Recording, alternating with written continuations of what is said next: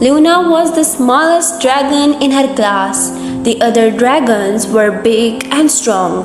They could roar loudly and blow big hot fire, but Luna could only puff a little bit of warm smoke like a tiny sneeze.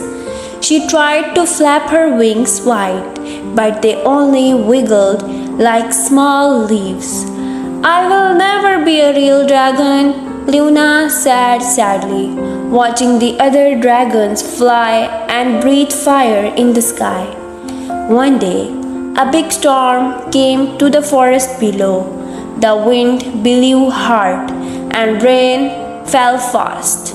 The animals in the forest were scared. Some were stuck in holes, nests, and small places. The big dragons wanted to help, but they were too big to fit into the small spaces. Then Luna stepped forward. She flew down gently and crawled into a rabbit hole. She blew her warm puff to calm some little mice. Then she squeezed into a log and helped a baby squirrel come out. Luna helped all the animals one by one. When the storm was over, the animals cheered.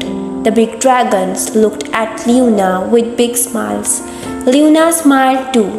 Her heart felt warm and proud. I may be small, Luna said, but I am the perfect size to help.